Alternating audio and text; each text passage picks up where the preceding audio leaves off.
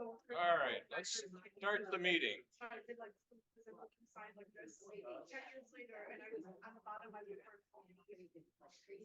If anybody has to sign the attendance sheet, it's going around, so go ahead and sign that. If your name isn't on there, add it to the end.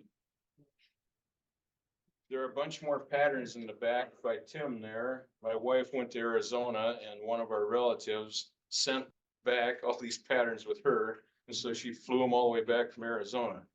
It was a relative of a relative and he was getting out of it. And so it's some more intarsia patterns, but go ahead and go through there. Some of them are an eagles and various things, and there may be more than one, like the eagle might have 5 eagle patterns. So if you want 1 or 2, take it and whatever. If you want all 5, take that. But let's thin those out a little bit. Any new members or visitors here today? Pretty much old timers. All right. Broken saw blades. Mike Zink had COVID, but testing negative. I avoided it for 3.5 years. I avoided it, but it finally got me. So it more or less was like the flu, I would have said. Okay, Secretary Steve, do you have anything to add? No, nothing to add. Okay. Helen? Good morning. The opening balance was $2,917.47 in the checking account. We paid $150 for the scroll saw that we donated to the Minnesota Tool Library, so we have $2,767.47 in the account right now. And then when cash on hand, I have $60.75. Dues can be paid this morning if you want to. I will not be here in March, and the new year starts April 1st. So if you want to pay your dues this morning after the meeting, that would be great, or during a break or whatever. I'm prepared to start taking dues. So they're $20 for the year. Who should we pay those? Right to North Star Scrollers. Okay. Yeah. Okay. All right. Roger has an announcement on the TLC toys and maybe a little bit of something on the Rockler. Cutting. Yeah. We turned in 293 cards last month and 146 paintables, which I thought was pretty good. I brought a car in that they gave me that's done. If somebody wants to look and see what the finished product is, I've got it here. And I was over at the Maplewood store the other day, and the first of the year they're checking to make sure everybody's a member of a Woodworkers Guild or TLC or, you know, our club and stuff. So you might have to show them that. To get the discount. Right, to get the discount. And they also mentioned sometime in May, it's not for sure yet, they're gonna want us there for 3 weekends, you know, one at each store. And they've got a big doings going on, so Yeah. something that will be coming up. Nothing's in the woodworking, the woodworking yet, Yeah. so. Okay. Do we know about around when they're planning on doing that, or The first of the month is what he said, first of the month of May. Okay. Yeah, and you know, our last meeting is actually May 1st, so. Yeah, it might be a conflict there unless people want to go over to that, you know, and skip the meeting. It's up to them. Well, Helen will give you a card when you pay your dues, so then you can show that for the discount. Yeah, I don't know if any other places are having them show it or not, I don't know. Yeah. But I talked to Pat over there. He had to see my card. I even had my hat on it. Who are you? All right. John Carlson has something to say about Don Gore and Mark Gertner. Yeah, they did a fine car derby for the young folks and their parents at the Girl Scout Boy Scout Museum in North St. Paul. And the woman from the museum, Emily White, was saying how wonderful they are and what a great job they did. And I just thought everybody should know that they're very liked in the museum. And the museum is in North St. Paul. And I think there's a fee to get in. I think it's $6. It's a great place to go to and just look around. There's a lot of displays and just great things to look at. But I want to let everybody know that the two of them did a great job. Think about that. Yeah.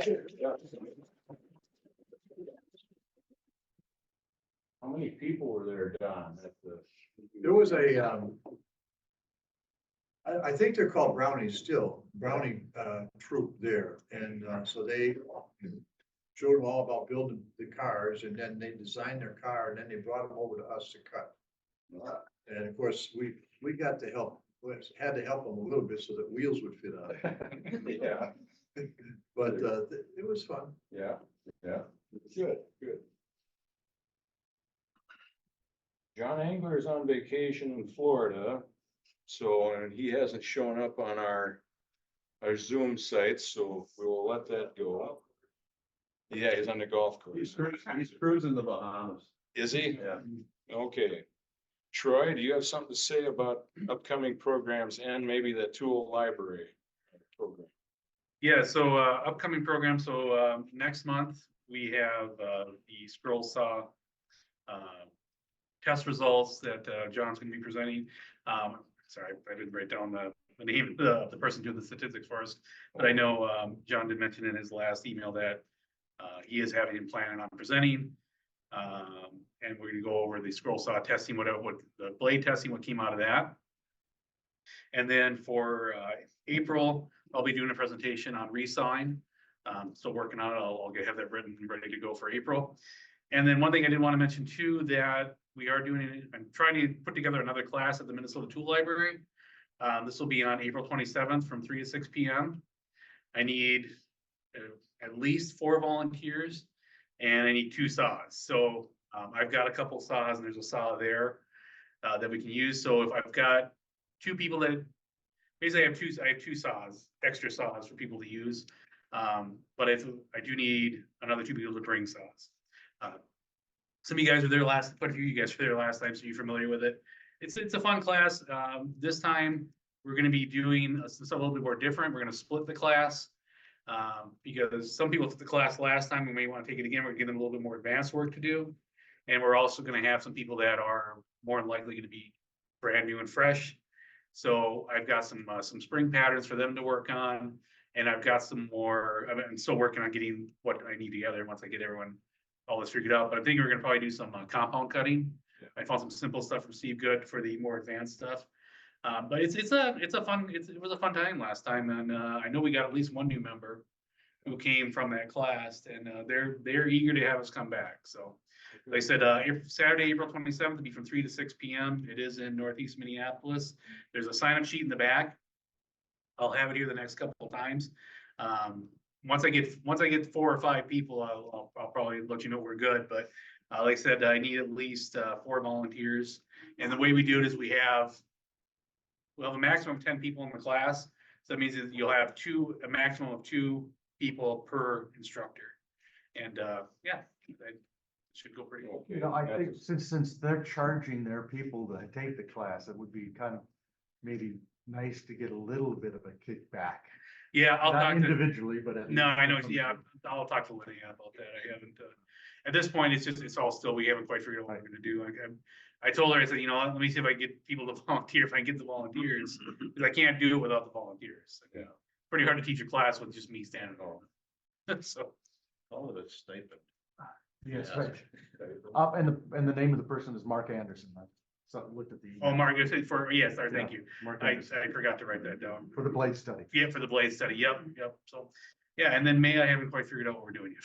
Okay, but that's a Saturday, April 20th. Saturday, April 27th. Yep, 3 to 6 p.m. And if you have any questions on it, feel free to reach out to me and I'll go over it. But like I said, all you really need to do is show up. Like I said, 2 of you with a saw, and I'll provide all the material, everything all ready to go for everybody. So, all right, sounds good.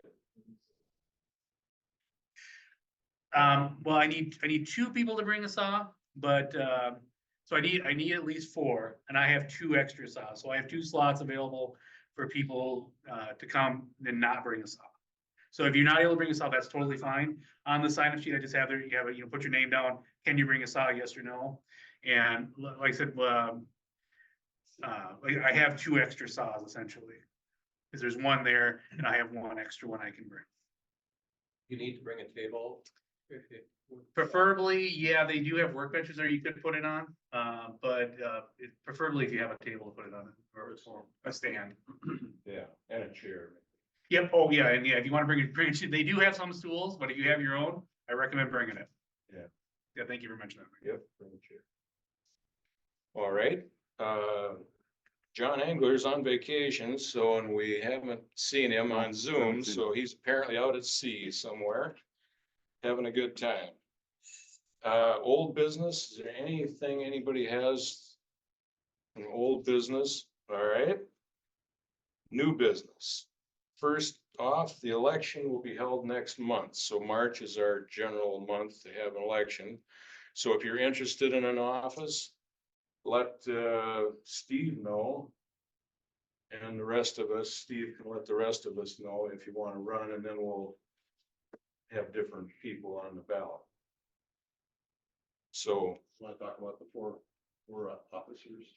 okay, well, President, you just get up and you're kind of like juggle all the plates and everything, keep everything going. You get a lot of emails the week before the meeting. The day after the meeting, you won't hear from anybody. And it's kind of the way it goes. And then Vice President Troy, he's in charge of programming and taking over in case something had happened to me. Helen's treasurer and just takes care of all the Balance the book every balance month the and books. write checks when as needed. Yep, she need a good Doesn't mind. take a lot of time. Not a bad job. No, All right. Once we got it going, it was okay. right. Getting things changed at US Bank is a challenge. Oh, that was trouble. Yeah, that was trouble, That was trouble. but we got Steve, through it. Steve, you've enjoyed being secretary. It's an easy job, just keep minutes and write them off. All right, be a good listener. Okay. So are all 4 of you staying or are they all open? Well, I think we're all thinking about staying, but if anybody else wants to jump in, they're certainly welcome to throw their hat in the ring.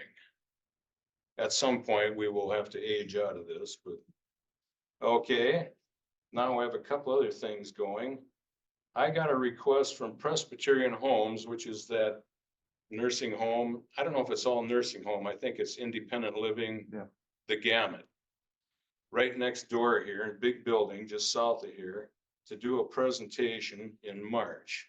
Sort of like for the gentleman there, I got the impression that she said they were greatly outnumbered men in this facility. She wanted to have like a luncheon, and then we would present some of the things that we've made, bring them in, show them, and maybe give a little presentation, how do you do it? I don't think we need a saw by any means.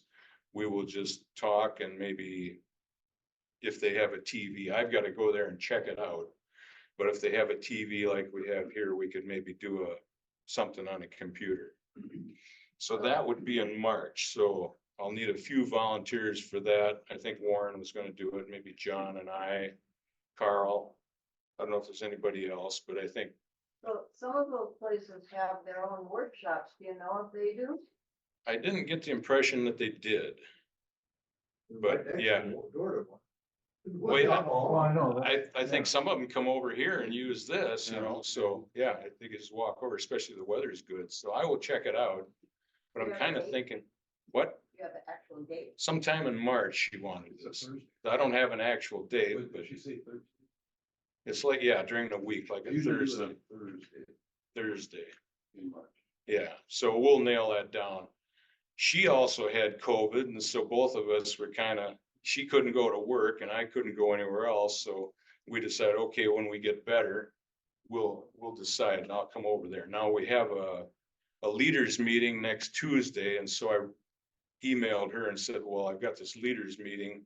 Could I come over there and meet with you after that? So I haven't heard back from her, but we'll get that out. Would you be interested, Katie, or?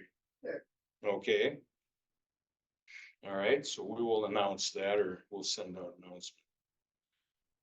Tool library, we covered that. and Roger covered the cutting days in May, and this is gonna probably include all three of the Rocklers Yes, on successive Saturdays, each week will be a different store, like we did last. like we did last year, and that worked pretty well. So if you live near the Maplewood one, you'd wanna go and volunteer there. You live near Minnetonka or down here in Burnsville, you know, volunteer to help out at the one closest to you. Any other business anybody has? I don't know who's our contact for the Woodworkers Expo that's in October. But I happen to be watching the January meeting of the Woodworkers Guild, and at the top of that, they were saying that they're not gonna be able to get, to Canterbury Downs this year. They're gonna do it at the state fair. So who's ever our contact, Fairground. the state fairgrounds, yeah, Okay, not Yeah. that same. that's the state fairgrounds. Yeah, I'm part of the deal. Yeah, so that's what I heard, and so, yeah, right. So we're really excited because it's central, everybody knows the spot, and it's gonna be a lot better. Now, where's this building now on the grounds? It's the Progress Center, it's like north, like closest to Snell, It's kind of on that north end where that Right. dog, right? the I dog think thing it's just is. down from the creative activities building where we are. That's what I was thinking. Yeah, it's just west of It's that. in the line with the. with Yeah, the in the same creek line only on, you know, if you keep walking west, going, yeah, if you keep walking west towards Rosedale. That farthest Yep. one down, is that where they? Yeah, it's the Eco Center, is that where they have the Eco thing? You know, I'm not really familiar, I just know it's the Progress Center. I'm pretty sure That that's the- sounds about right. Yeah, I think that's where the the Oh. environmental Yeah. displays are every year. It's kind of in that corner. So just down from four, you keep going past creative activities in 4-H, you'll hit it. I think that must be what, I think that's the. So progress. was it official then? Because they Yeah, were it's saying at the official. meeting that it was that, Yeah, official, October 12th. okay. Okay. All right. Is there heat in that building? Oh, yeah. No, there's no heat. Oh, But really? it's October 12th, you know, Be- and like, unlike last year, we're gonna have the kids outside, so hopefully it won't be as noisy as Yeah. before. We're gonna have food trucks, so it'll be a lot better than Canterbury. Yeah, okay. That is down there in that building, that's where they have Paul Bunyan made out of garbage. Yes. There you go. Yeah. He's a big Your own heater. made out of garbage bags. All right, anything else anybody's got to bring up? All right, well, let's move to our show and tell then. Anybody wants to come up for their show and tell?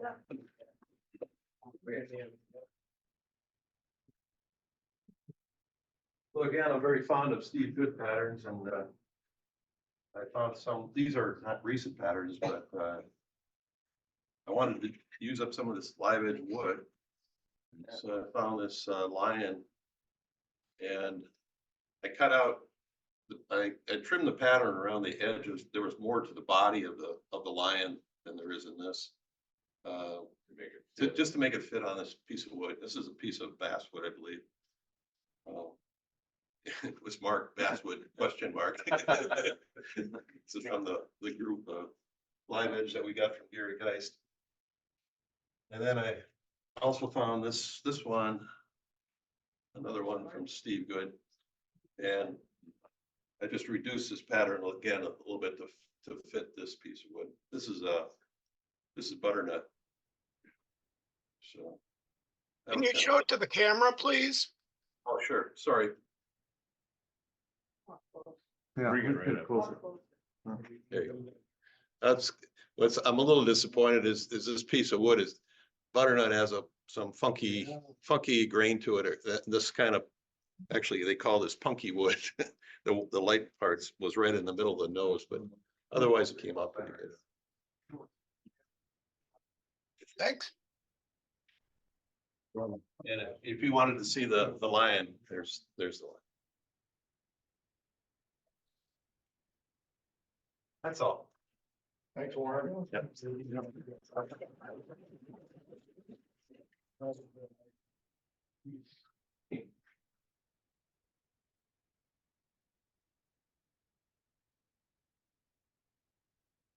I just made my wife wanted for the summer places. So made a carton, so. Did you like it? Yeah, such, yeah, She liked it. yeah, I like the And you only had to do it once. Yeah, yeah. You bring it up closer to the. Yeah, Great, There. nice.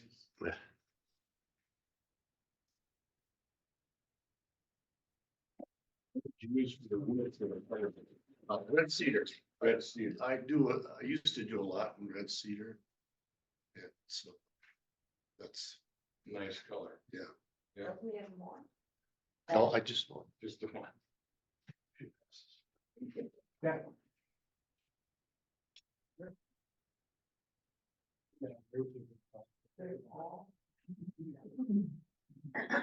Ready? This is mine. My sister-in-law is a CPA. And we're going this weekend to get our taxes done, so. Maybe it'll get me a good deal.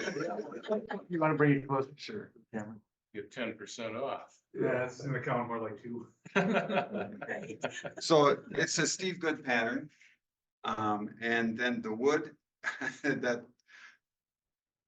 we had some water infiltrate my workroom. And it destroyed one of my workbenches, except for the front doors. This is the wood from the doors. Did that pattern actually say certified public Yes, accountant? Steve yes, Good? yeah. Wow. Yeah. Now we got some ideas. Well, and he has more than CPAs. There was other Oh, occupations. yeah. Wow.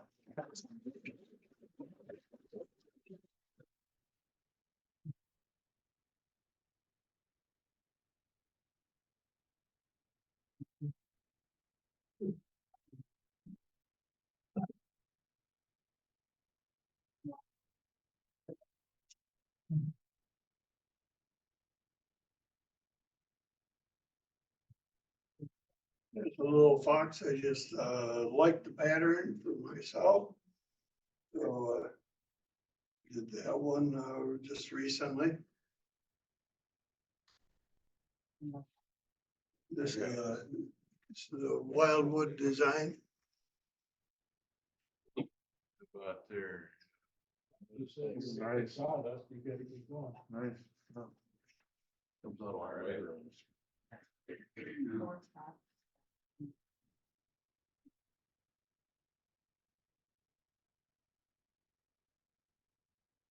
This one I did for, the school fundraiser, which is happening in March. So I'll be donating that to them. What kind of woods did you use there, Clint? This is, a lot of walnut and, some aspen and, I got a list of them at home. I made a list that I'm gonna include on the back of it, what all the woods are. Yeah, Um, a lot of different ones there. yeah, this is ambrosia maple. This one, can't remember. This is leasewood. Right.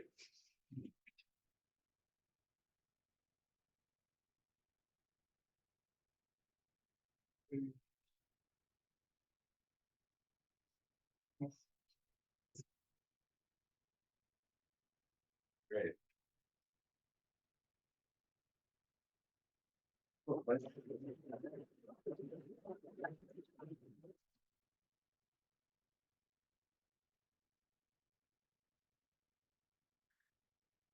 Got one more. The puzzles, I can't really hold them up. That's okay. Do they fall off? Yeah. They do? Oh. They're not glued on there? Thank you. Can we show it to the camera? Yeah. No, I can't. If I can pick it up. Yeah, but you don't. A little bit. Be half careful here. Yeah, so, there you go. Nice. Nice. You're Very a little bit closer, a little bit Close, closer, bit close. a little bit closer. Good. Outstanding. Those are great. Great, yeah.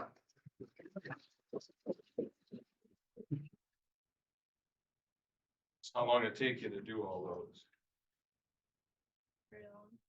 A couple of days? No, I came home from work one day and they were done. Wow. That's very good. Well, thank you. 1 month, right? He's only Yeah, it's our first try at some of the stuff. Yeah, I told them that they came pick it up about 3 weeks ago, so. Where did you get your patterns? I just drew them. Really? Wow. Oh, wow. Yeah, no, yeah. You had to have a pattern for like the dragon or whatever, and then you just put in the lines for where you wanted it. Good job. Very good, Excellent. very good, very good. yeah. All right. If there's anybody else for show and tell, Not a show and tell. This is the the car. car that Roger brought. From TLC Toys after they've put it together. There.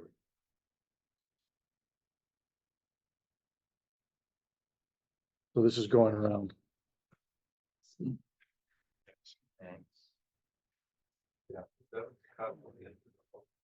All right. Looks like kind of a stain that's on there, Roger. Is that a stain? It would be easier than painting, wouldn't It it? is, yeah, originally they were going with the My left hand. sticker stuff and that's gotta be kind of expensive. Yeah, yeah. All right. Put it all. Well, let's take a 10-minute break, then we'll come back and we'll do our program. Take a good look at those patterns back there. And if you even think you want one, grab them.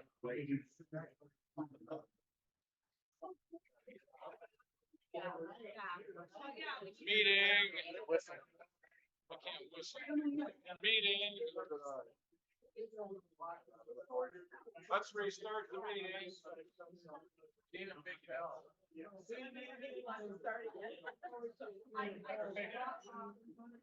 Okay. Anybody that hasn't had the attendance sheet yet? We're good? And then if you need a name tag, Katie will do that. Attendance sheet? And then name tags, if you don't have a name tag, Katie will get you one, but we will put your name on this sheet. So any hands? Everybody, Denny? I'm gonna give them dues. Oh, I'll get my name. oh, but have you got a name tag? You want one? Yeah, I will. All right, let's We don't have these. put Denny's name. Oh, good. That's fine. Yeah, we're making them like these. Yeah, that's. They're not fancy. What you do, learn the one you have? You want Dennis or Denny? Yeah, Any. but Roger, otherwise people won't know. Roger, I still have plenty of wood out in the car there, so I need some. I don't wanna take it home. I need some. Okay. Where have we heard that before? all right. Yeah. Where have we heard that before? You don't wanna take it home. What's your name? George. All right, after the meeting, get some wood. Yeah. Okay, let's start with tips and tricks. Who wants to be first? I'll start. Carl?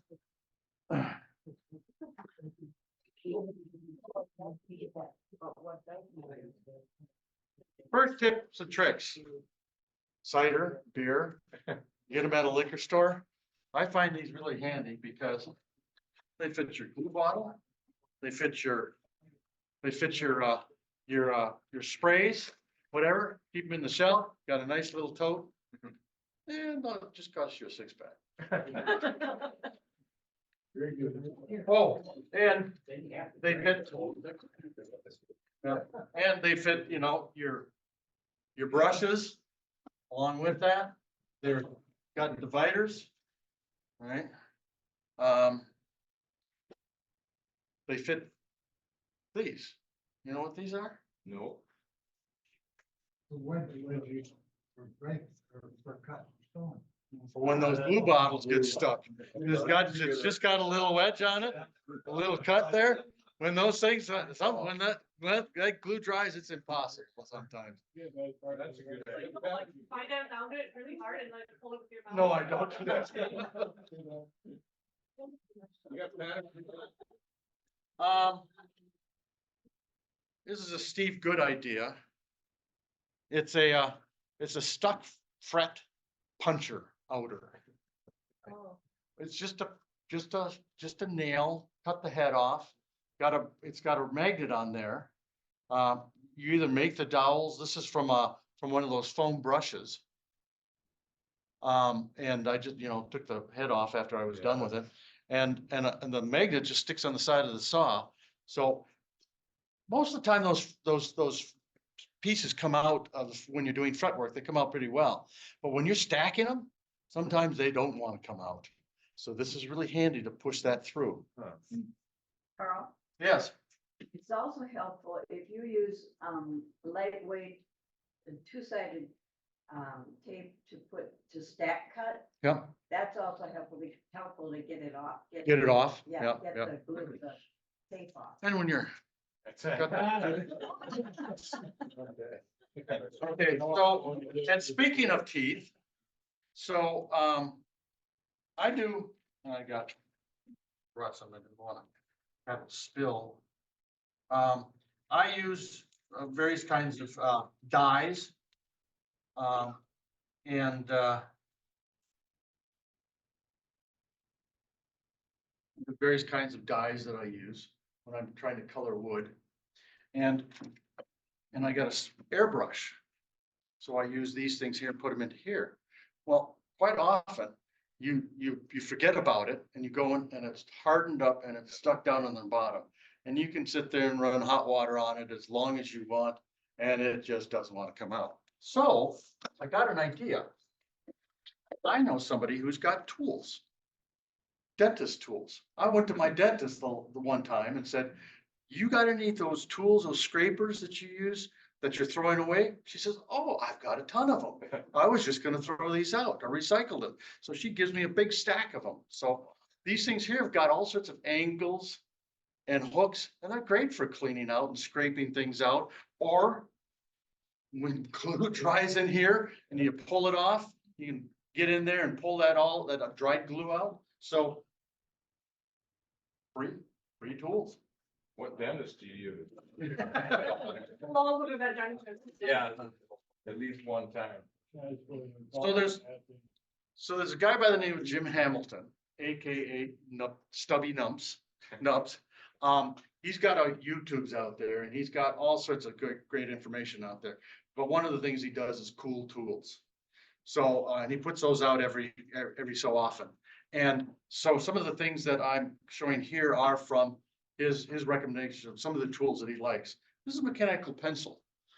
Now, what's nice about this mechanical pencil is, and I've kind of switched more from mechanical to mechanical pencils as opposed to, because what's nice about that is that and I'll put this on here, when you close this up to put that into your shirt or your apron. Oh. See, it pops out, and then when you close it, it pops in. You don't break. So you don't break the lid. So it just pops right back in.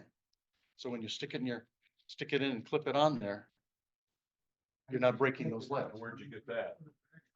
This is a Pentex. I got them online with Amazon. I can give out links and all that stuff for anybody that's looking. And this is a number 5, but you can get 7s and 9s depending on how thin you want to go. The other thing that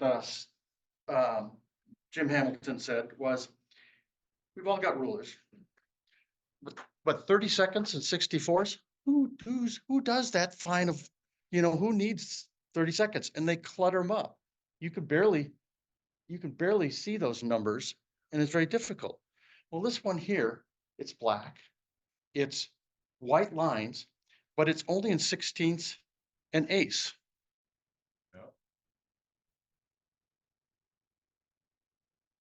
And it's on both sides. And what's nice about it is that when you put it up to when you put it up to the wood, you can really see that. You can really see those lines. They really stick up. So it's a nice, he said he fell in love with this one and I got one and I agree. This is my go-to rule now. And you get smaller ones, you know, pocket ones or whatever. It's a, I got that at, Amazon thing. no, it's a small family. The Taylor Tool Works. And again, I can give out the link to anybody that's interested in, but it's a nice little ruler. How much was it? I don't know. Let's see, if I go out to their website.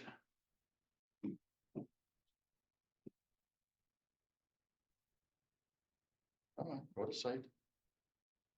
That was $6. Wow. Cheap. Yeah, so it is. It's a great tool. Yes.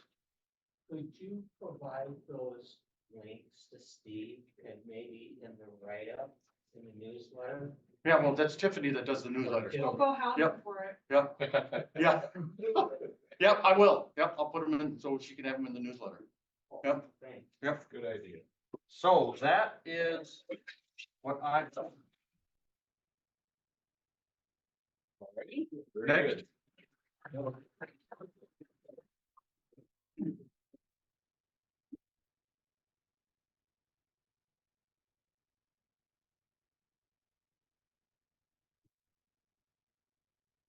Well, since Roger brought his race car today, I thought I would go over how all the good tips and tricks about how to make these race cars for TLC Toys.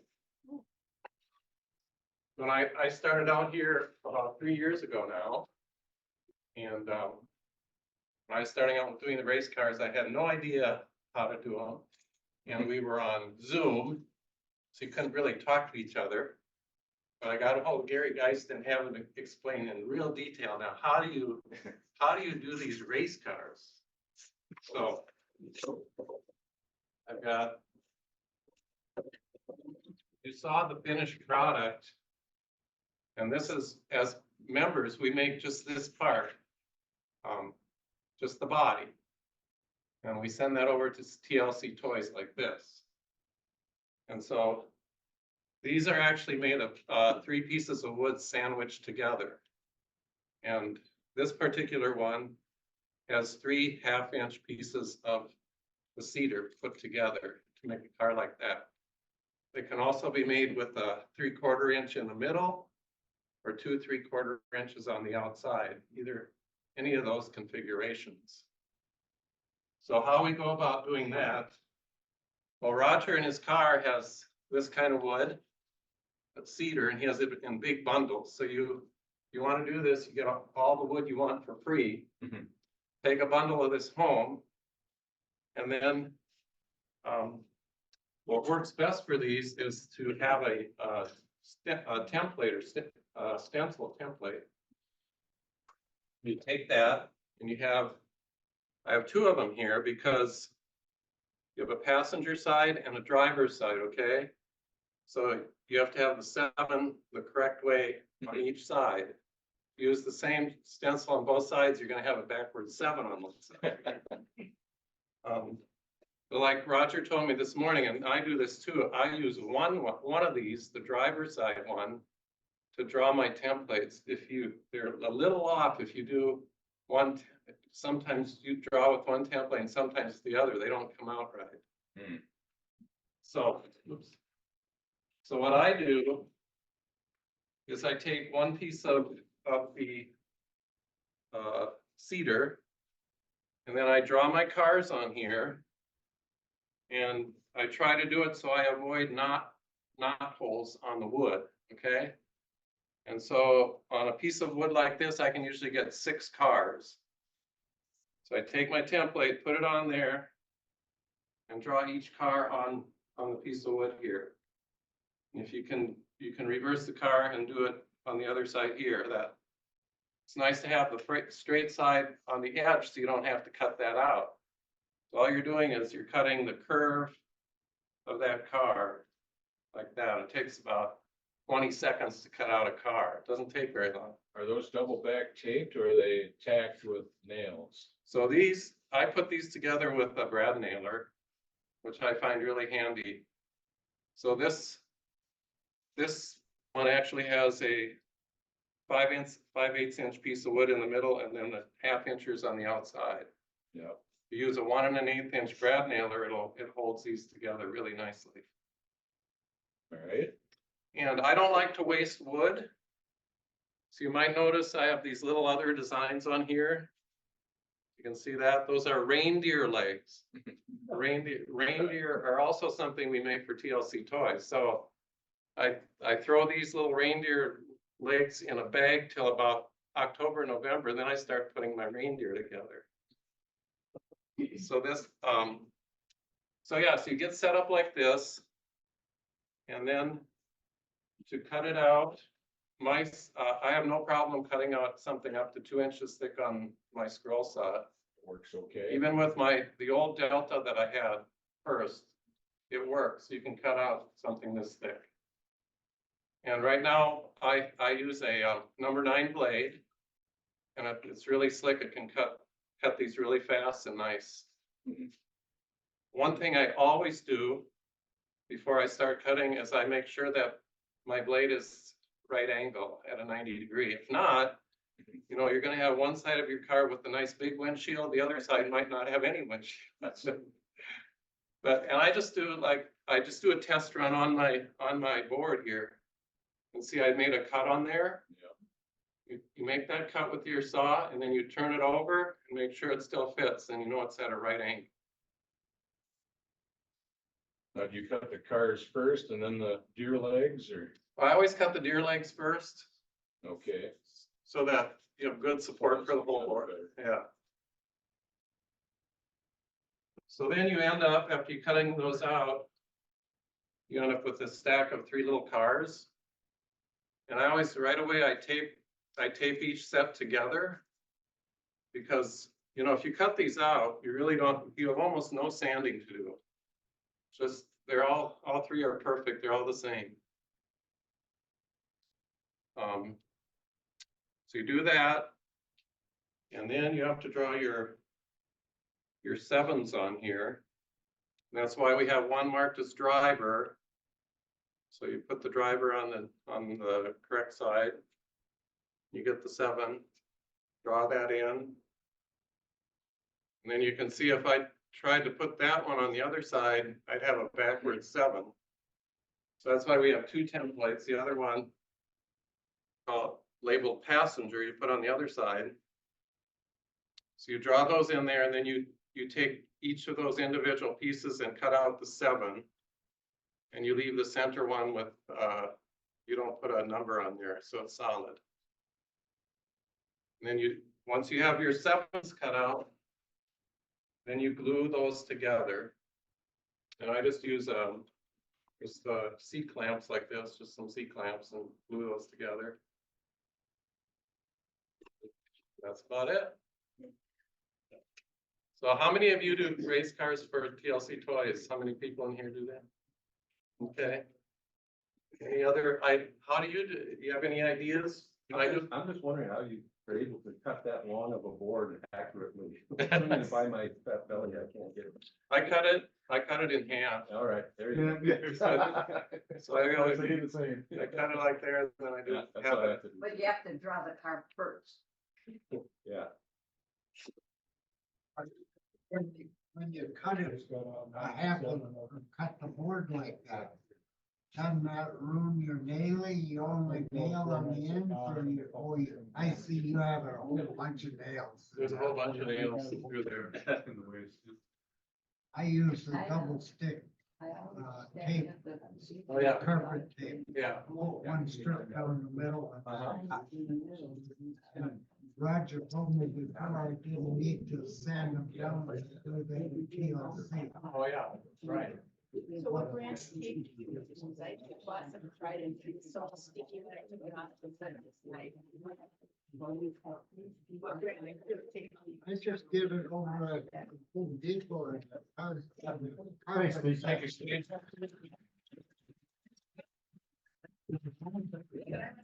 One other thing. Hey, Eric, too much conversation, please. One bad. One advantage of living in an apartment building, you know, you have 125 apartments, people are moving in and out, they throw out good wood. So I have gotten lots of good wood from furniture, just people throw it out. And actually, I find a lot of these things I can use for playing around with squirrel sign. Do they put this down in the? Well, they just garbage room, or set it, out on set it by the garbage room. Wow. I've gotten big hardwood tables and all kinds of nice things. All the wood you can use. All right, next, Troy.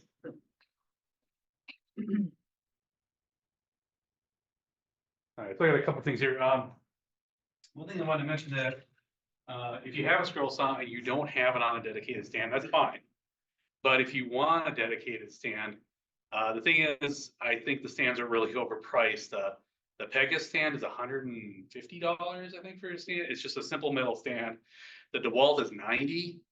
What I found, and I've actually bought 2 of them, is I've rebuilt a couple of Excaliburs. I'm not a big fan of Harbor Freight for most of their stuff, because most of their stuff, you know, not that great. But they do have something called a universal tool stand. It's $42.99. And it is just a square tool stand, but it's the perfect size for a scroll saw. They actually show on their website, it says they compare it to, you know, they say, you know, compare it to such and such, you know, our cheaper version of some. They compare it to the Excalibur stand. And it is fairly similar. But like I said, and the thing is, it comes in a box about this big, and you got about 100 bolts, and you got it's kind of a pain in the butt to put together. But once you get it together, it's actually really sturdy. I've seen the Pegasus and Excalibur stands, and I've seen the Harbor Freight stands. I haven't had them side by side, but they're pretty similar. I think the Harbor Freight's maybe a slightly lighter steel, but the thing is, it's not like you're moving this thing around a lot. It's going to sit in one space, or maybe it's on a mobile base. But when I bought them, put them together, and I just take a piece of 3/4 inch plywood, bolt it to the top, and that thing is rock solid. Because if you have your saw on something like a little table or a bench or something that's not bolted to, it's, you know, and it's not something that's actually sturdy sitting flat, you will get more vibration. By just buying this fairly cheap stand, and I said, once you put it together and you put a top on it, it's rock solid. You get a much sturdier base, and it's a half to a third the price of what these stands are. So I just want to point it out to people. I just know, I mean, I get it. I love them.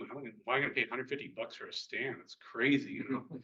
And the nice thing too is the Harbor Freight one, all 4 legs are adjustable. So you can actually, I think it's got 4 or 5 adjustment holes. So you can have it all the way up is about 30 inches. And then all the way down, I think is about 22 inches. So you have about 8 inches. And it's sometimes like, for my hawk is a built-in stand. So I have the back raised about 4 inches. You can do that. You can just lower the front legs and you have a little bit of an angle. So then it's a little bit more comfortable. So just wanted to point that out to you. If you're looking for a stand, I definitely recommend you put your saw on a stand and then bolt it to the plywood table. So put it there. And then as you point out, I kind of went over this when I talked about the fretwork presentation. But these are the little clamps I was talking about that I use. I got these in a kit. I got them on clearance at Menards. It was like a little kit, and it wasn't very something. I thought, oh, these are cute, you know. But they're actually really useful for the stuff I do. Especially, I do some really fine, really small stuff, and sometimes you need a small clamp. At least don't have a ton of clamping force, but you don't need it when you've got a small piece. You do too much clamping force, you're just going to snap it. You got a 1/4 inch piece that you're trying to glue down. For example, for a project I'm working on, I've got these little figures. They're 1/4 inch thick. They're about that big. And they're just glued to a turntable. Pop these on, get a little bit of clamp, and it holds them. And like I said, you don't need a ton of pressure, but it makes a difference. These, I think I have 8 of these now, and I use them all the time. They're actually really handy.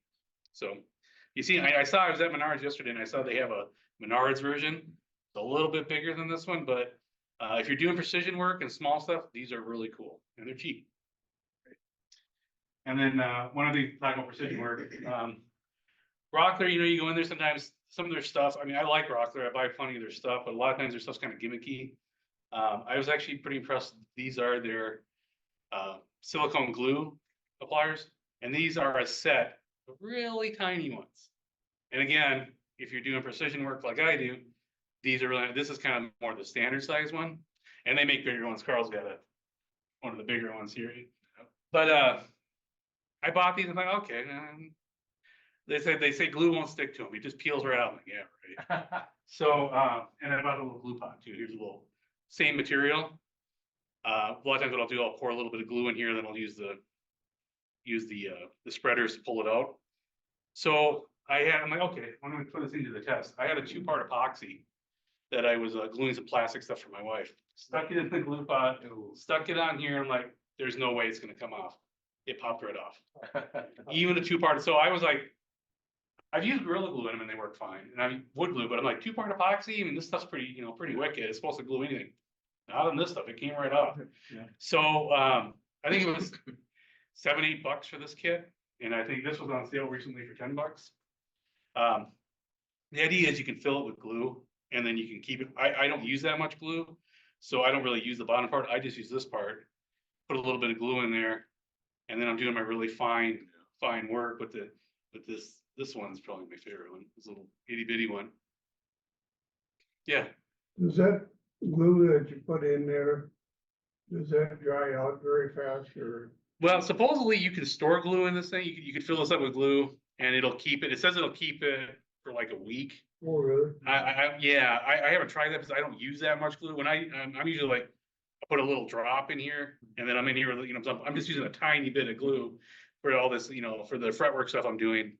I'm working on my state fair project right now and it's all 1/4 inch and it's all small stuff. I mean, I'm using just a little bit of glue, but it's nice to be able to put it in here, then just dip out a little bit, put it on there, dip out a little bit. Yeah. Is that just silicone?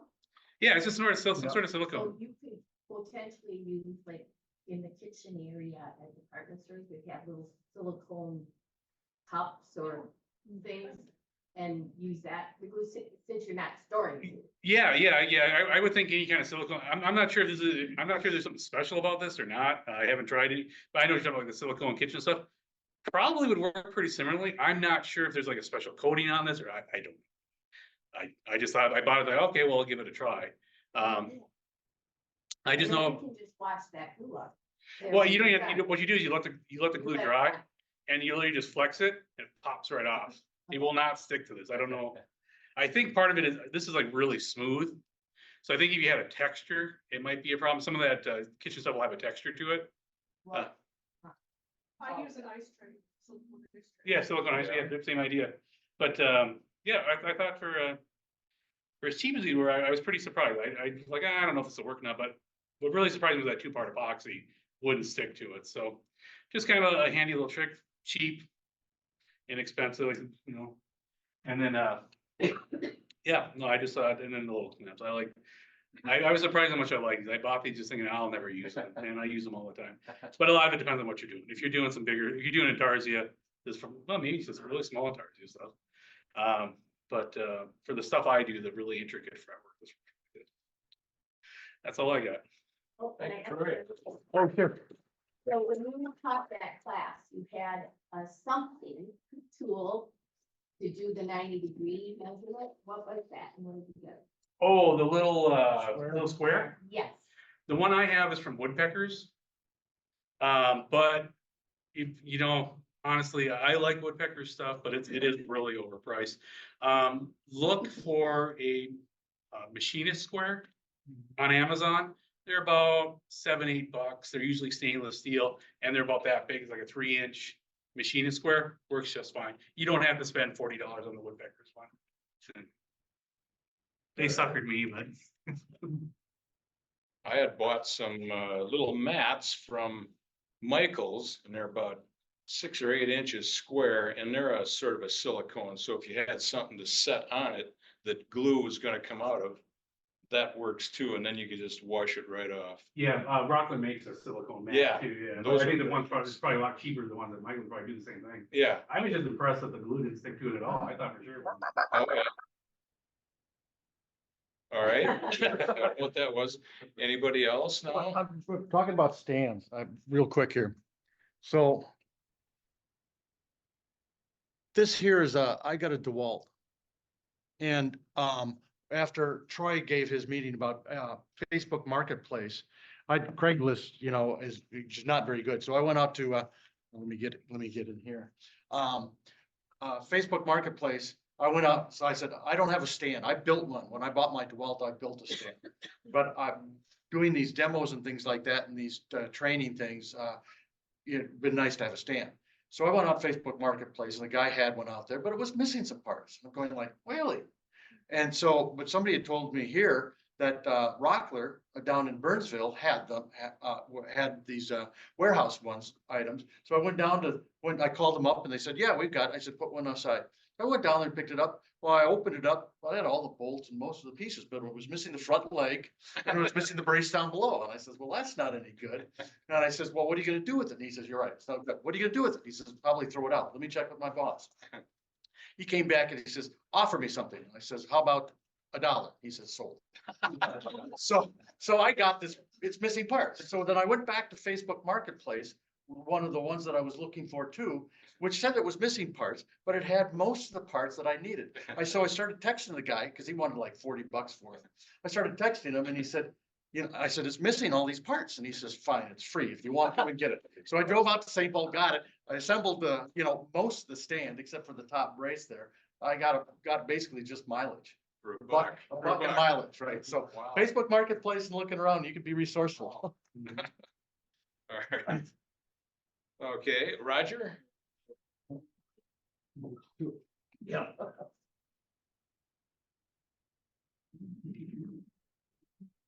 I got a real simple one here. I use this here to tighten the knob on my blade. It sure saves on the fingers if you're doing a lot of inside cutting. Real simple to make. And to add to your glue there, the cellophane window on an envelope works perfect. Its glue will not stick to it. That's a real cheap way of getting around it too. But I just made a couple of these and I would say to do it out of hardwood, but it sure saves on the fingers. Yeah. Put So it up to the camera. Closer. Send it around. That's for the DeWalt, right? well, it works on Excalibur, DeWalt, most of them. Most of them got the same. Yeah, you got the same knob on most of them, Yeah. but it just saves on the fingers. After a Yeah. while, your fingers get so sore. Yeah. Also, put it on the arm yourself. Anybody else? Clinton? I've got one. I don't know if you can change the focus over to me eventually. Yep, hang on, Mike. We're gonna do one more here. I don't have anything to stand up and hold. Have you got a tip though? Yeah, I do. Okay. When you're doing it in tarsia, sometimes things don't quite fit together real tight. So I've found that if you have some, especially intricate parts that don't quite fit together real well, just take them back to the scroll saw, hold the two pieces together and use like a number 3 blade and just run them back through where the two pieces meet. And wherever there's a gap, you won't be cutting, or wherever it's too tight, it'll cut a little off. And sometimes you can run it through a second time and you'll usually get a really tight joint that way. Now let me get this straight. You squeeze the pieces together and run them through? Yep, Okay. just hold them Great idea. together. You don't have to tape Do them or nothing. anything. Just pressure of you holding it. Yep, it'll just cut where it's too tight. Okay, that's a good idea. Make sure the blade that you're using is smaller than the blade that you first cut with. Well, it depends on how big the gap is, the widest gap. Yeah.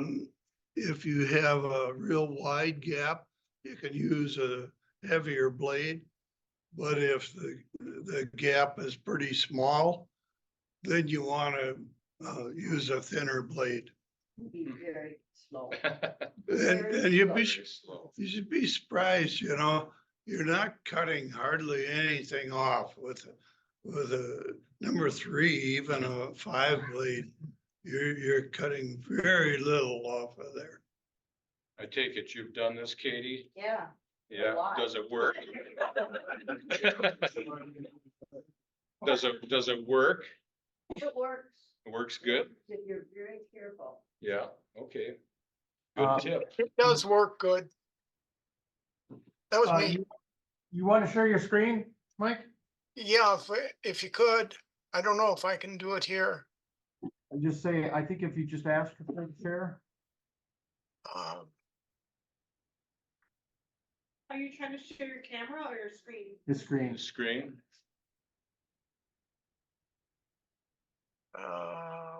No, I don't know what I've got there. You've got Zoom. I just, I don't have any, oh, there we go. I'm not, we can focus maybe a little better. It has to do with checking to make sure that your blade is vertical. And what was suggested is you turn over your stack of boards and put it back against the blade. The problem with that is if your stack isn't perfectly parallel, you're using a reference to check that things are the same. What works better is if you go up, I didn't plan this, but if you go up and do a slight cut on one side and then take and keep the board on the saw level and come up against the backside, come up on the backside of the blade, you're using the same reference surface, and it doesn't matter if the stack of boards you've got is parallel or not. You can adjust vertical or perpendicular to the base plate there. I don't know if that made any sense. Yep, it did. This is on the scroll saw. Yeah. Okay. Thank you, Mike.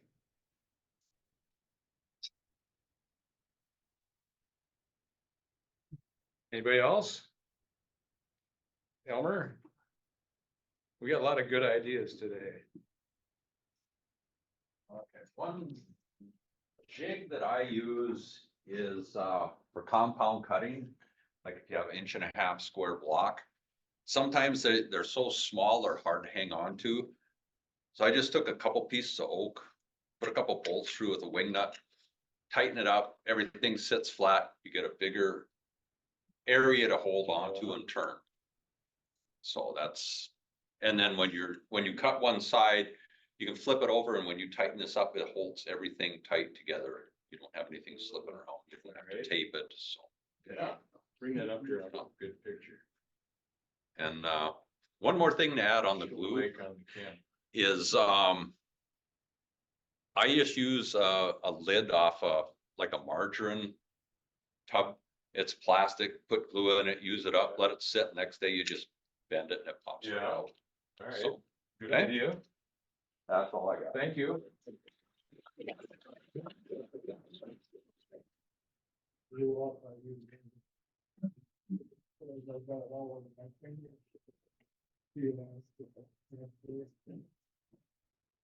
I'm gonna use a moment of my time to promote the state fair. You know, we give away ribbons every year, and now's the time to start figuring out your project, you know, and getting ready. You gotta have it turned in by the first full week in August. So start thinking about that. My tip is, I actually got this from the Woodworkers Guild, and this thing is dead, but they had a presentation on finishing on one of their meetings, and it's when you're doing finishing, if you get a nice light like this and keep it at like a 15 to 30 degree angle and a big light, Now, this is little compared to the one he showed. You can get them on Amazon. And you hold that over there and then you look at your material that you're working on. And you can see a lot better where you've missed when you're putting the finish on, or any dust specks that are on there or anything else. Scratches or Anything else. sandy, That's the tip. drive you nuts. Thank Thank you, Don. Yep.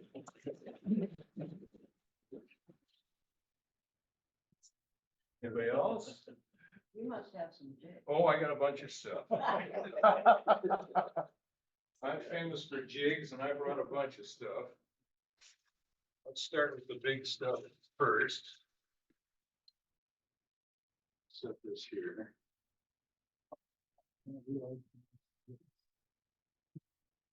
Okay.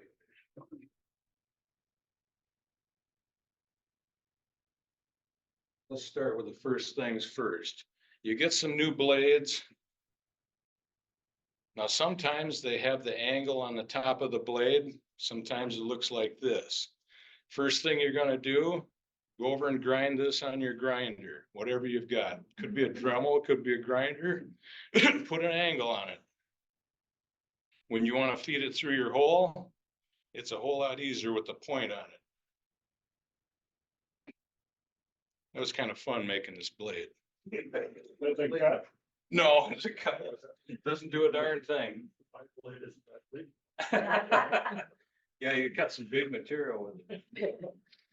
Now, table saw, this is a slide. And you just gotta have one of these if you got a table saw. How many people have a table saw? Oh, pretty good amount. So you probably got a slide. Does everybody have a slide? Do you commonly? No. Sled, you mean? A sled, I call it a slide, but Okay. it'll have this guide that goes down through through the slot on your top of your table saw. And this generally runs right along my blade. I just made this out of some plywood.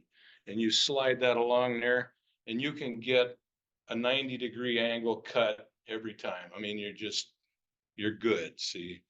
So you can put a piece on here, cut both ends, they're straight. And get your measurement and you're good to go. If you want to cut a bunch of things that are 6 inches long, you put yourself a stop and clamp that here. And you can feed it through and make a whole bunch of them and they'll all be the same distance. So this is just really handy and it keeps your hand away from the saw. I put a little thing there for your thumb, just in case you were to get a little close, but generally you're back a ways. And you can even take a large clamp and clamp something down.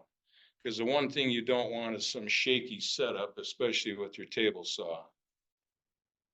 So that's one that I like. Now, if you got a table saw, is this what your push stick looks like? A stick? That ends today. No more doing that. This is what you need.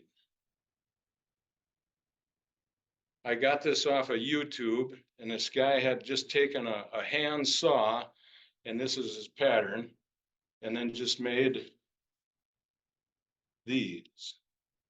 And so this is a 3/4 inch. This is the one I use the most because you're generally using something between say 2 inches down to maybe an inch.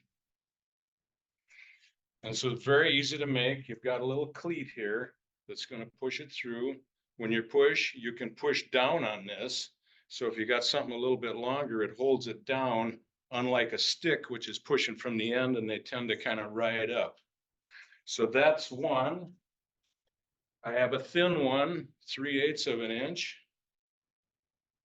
I don't use him as often. Once in a great while, I generally don't like to cut thin stuff. But if you need to, that's good. This one's kind of my favorite. I really like this. If you have a wider piece, you know, anything wider than this, with this cleat, it just pushes so nice, you just can't beat it.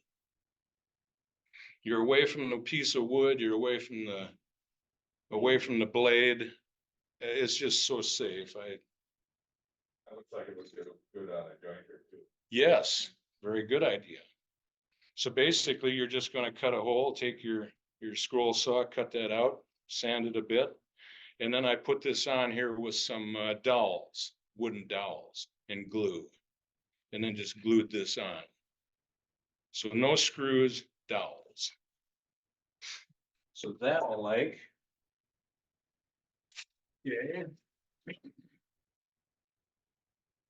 Blue tape. Everybody's got a lot of blue tape and we probably don't use enough of it, but it's very handy. I like this for a project. Let's say you finished your project and now you want to put a hanger on the back. Well, you don't want to take your pencil and make pencil marks on your finished product, but you still have to make a hole in it. Well, put a piece of tape on it and then just put your mark on it. Put an X on there where you want the hole to be. You can drill your hole, you peel it off and you're ready to go.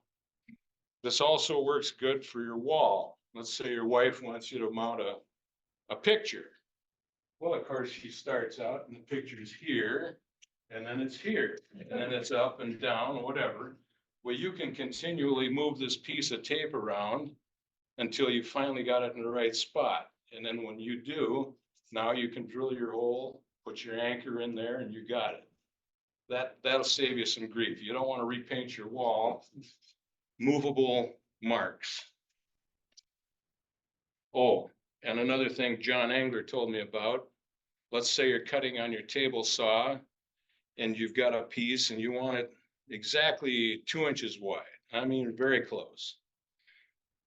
If you're getting pretty close, you measured it and you still have to go, let's say 3 or 4 thousandths, you just take a piece of this tape and run it along your rip fence. And now in effect, that'll move it over 3 or 4 thousandths without you having to try to move that fence just to, width of a piece of paper. And that's a good idea. So I thought, John, you got a good one.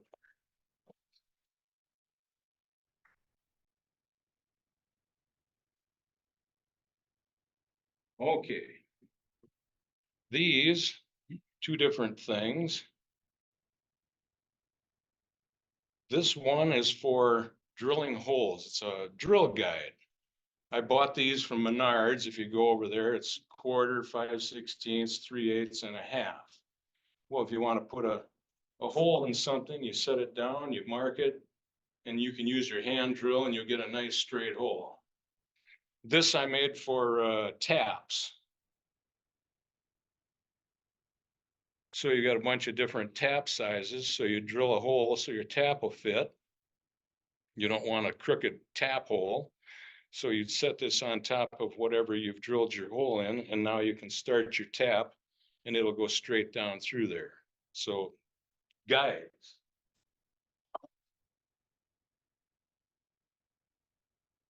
Okay, down to kind of the last 3 things here.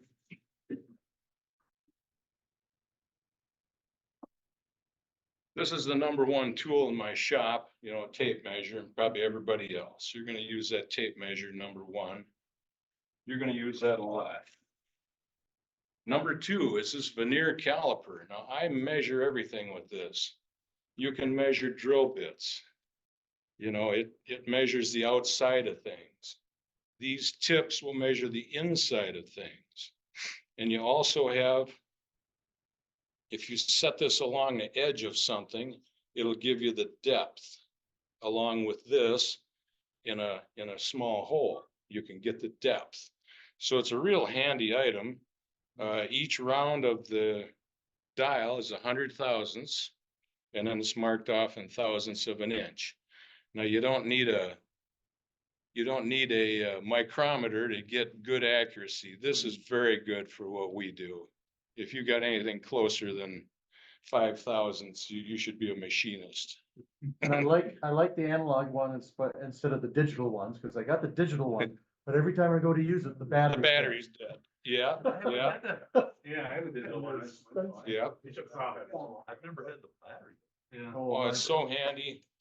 And these are kind of narrow here. So let's say you have to measure a screw. Let's say you got a #10 screw, but you're going, well, it's 187 thousandths to the outside of that screw. But if you want to measure for your originally your pilot hole, Well, yeah. that's gonna be like, I don't know, 150 something. So you're gonna get this down into the threads and measure that. And then you're gonna say, okay, that's about 150. Now you go over and get about a 150 drill bit, you'll be ready to go. And then I use the square here a lot, my adjustable square. I just, I'm marking things all the time. There's nothing fancy about it. Man, I've had this thing forever, but it's sure done a lot of work. Okay, any questions on any of this stuff? Oh, and I have patterns for this. If you want to make one of these, I made a run off about 6 of these patterns. So if you want a copy of this, you can take this home and go ahead and make it. And you can make it pretty much any size you want, but this is just a good guide. The main thing is just to have this hole in this handle. That's what you want. The rest of it, you can pretty much do what you want. So if you want to make one of these, just come on up here and I'll give you one. And I've got a half a dozen of them. Thank you.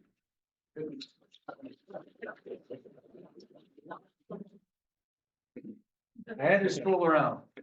Another Jim Hamilton stumping up ones. Right there, that pocket watch that you never, Roger's got one too, that pocket watch that you don't use. I don't have a pocket watch. Well, this thing here is 10 feet, the Stanley, it's cheap. Yep. You use it? Yep, I use it all the time. You're always in the store and you're going like, oh God, I'm in the hardware store and I gotta go find a tape, right? And you to measure something and then I got it with me all the time. Good idea. It hasn't been in the wash yet. Yeah. Thank goodness, I've remembered. Thank you, Carl. Anybody else want one of these? Okay. Well. If I don't have enough, I can send you one.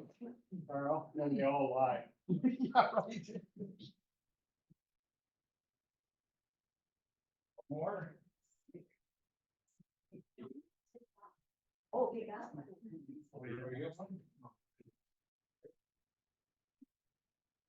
Save your thumbs.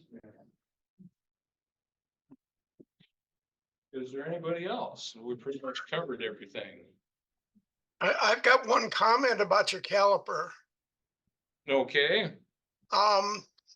If people are like me and you don't know what the decimal equivalent of 5/64 is, I Yeah. really use my dial caliper like you've got there because I can watch as I can look at what the distance is of the thickness is both in fractional and in decimal numbers. I can't do that in my head, and so my dial caliper is really my best measurement tool. so if you measure a drill bit, say 5/16, then you get the 0.312 thousandths, and you Yep. don't have to do that in your head. Right. Yep, good idea. It's a lot easier to keep track of using that. That's all. Okay, thank you, Mike. Anybody else have any other tips? We got using a spring-loaded center punch for marking the holes on our fretwork. Do you use that a lot? I just started using it. It was Tim's idea for me. Yeah. the So spring that when you go to, I do that to punch where I'm gonna drill a hole, then when you drill a hole, your blade doesn't wander. Good idea, It's a good yeah, start. yeah. So spring-loaded, when you push it down, it goes. Like, Yeah. Yep, I got one too, yep. Yeah, Love they it. use a lot of hinges. Yep. Get the center of the hole, Yeah. all hinges. Yep. Okay. Yeah, a handy little tool. Yep. Oh, Yep. it's tapered like this. A lot of wood is soft enough, you don't Get need your to center do that. down. I just have a nice bit kind of a thing. Push on it. Like an awl. Yeah. it's like a Yeah. wall. If it's soft. Without using that, then Yeah. Tim said, well, why don't you use this? So I Yeah, said, okay, that- I'll use it. Well, especially on hardwood, that would work real Give you good. a- Soft give you a wood more- would make a big hole in They it. give you a more definitive. Yeah, yeah, good idea. Anybody else, another tip of any Sometimes after I kind? make my mark, I gotta go back with a pencil and put it in a little dip so I can see it. How about finding the center of a board, Roger? Oh, yeah. You better show them that. We got time. All right. This is a good tip. Another thing I use, my calipers for is, on the planer. Let's say you got a measurement like this. I did this before. Now you got like, an uneven fraction. You want to measure you get the center of that. If you go like this, then you're dealing with odd fractions. You take it like this, 0, and put it to a number, that'll put you dead center. Or if you want to go thirds. So what number? Well, anything like 13/64. So how far across is this? Like 9.5 inches? I don't know, it doesn't have numbers on here. No, but not that. From this one to that one, how far roughly is that board wide? Or Let's don't you, say, 6 and 13/64. You don't care. you don't really care? No, no, but That's what. so I would go like to number 3. Or maybe even 6, depending on how much of an angle I have. That'll put you dead center. So it's Okay. what you're doing, you're eliminating all your fractions. Going deep. That makes sense? No, no. Here's a tape measure. Black one. So you're gonna have. Let's put number 10 on 0 All right, here. 10 here. And let's say, well, let's make it 20. 10 and 20. All right. If I put this on 5, that's gonna That'd put be you the right in the center. middle. That'd be the center. Instead of trying to figure out all your fractions this way. And you can do it like in thirds or fourths or something like that. But Yep. that'll put you dead on. And you don't have to worry about dealing with any fractions. When you put it at a diagonal, Yep. doesn't the slant of a diagonal? No, it doesn't matter. All you're dealing is with even numbers. Okay. See, like Put we it had, in here. we put it at 10 This is 10 on this one, and you got a 20. 20 here. Half of If we went 20 to half of would be that, 15. Oh, so if you move it up a little, Yeah, you can move it any angle you want. See, like you can put it down to 24, but then you'd go half of then that, you'd have 12, you'd have half. oh. no matter what So you it do. doesn't matter what the diagonal is. No, No. just match up even numbers. You're just trying to get an easy, Yeah. a couple easy numbers to work with. You eliminate all your fractions, Yep. but, it works real well. Yeah, it will save you some or some time. Thank you, Roger. And I worked in a machine shop for a number of years and did machining, and the boss would say, go get me a 41/64 drill, and you're going, well, what the hell size is that? Well, okay, so you got 41/64. Well, you can't divide that by anything. So how do you figure out how big that is in decimal? Okay, so drop the 41, drop the 1, so go 40 and 64s. So you got 20 32nds, 10/16, 5/8, right? If you follow that down. So your 5/8 plus a 16th. So 5/8 is 0.625. Now, if you work in machining, you'll know this. And a 64th is roughly 15 thousandths. So you got 0.625 is 5/8, add the 15 thousandths would be about 640. Does that make sense? Okay. It takes a little bit of working, but if you think about it and you get your fractions, if you know your big fractions, eighth, a quarter, if you know a quarter is 250, you can keep all this straight. And when they give you a 64th, it's about a 15 thousandths. A 32nd would be about 30 thousandths, it's close enough. and on up to 16th would be 60,000. So these fractions, I don't know why they ever kept a ruler 12 inches. Why didn't they just make that 12 inches 10 inches? You know what I mean? Well, yeah. Well, you could have had metric, that would be great, but if you want to stay with the imperial, you could at least had a ruler that was 10 inches long. It's still 12 inches, but 10 inches long. Wouldn't that have been simpler? I don't know. Well, there's an easier way, Mike. that's bugged me for years. Easier way. I got a few recommendations. How much is 4164? Does it tell you that? I suppose. I just spin my Hi. dial Hi, caliper this is Bill. around until I'm at, at the Until right you got point. it. Yeah. And the Hey, heck this with is Bill. Can you hear me? Yep. Can you hear me? This is Bill. Yep. I have a couple of short ones for you. First one is simple enough, a fraction calculator. And you can download off the internet for your iPhone or Android. A fraction calculator will solve a lot of this. Related to that, you can also download a sheet that shows you the fractions and the millimeter equivalents of most dimensions. So that can save you some time. Yeah. A third recommendation is when you're sanding wood to always vacuum between changing grits. Otherwise, it takes you longer to get to your final result. And the last one is to use a microfiber cloth to wipe things off as compared to a tack cloth, because the microfiber cloth does just as good of a job. It's dry and you can wash it and reuse it. All right. That's all. Thank you, Bill. Yep. Thank you. Well, a lot of good ideas today. I really like that one, Carl, about the thing to pry the glue thing. I go, you son of a, that thing's stuck again. Yeah. That is a very good idea.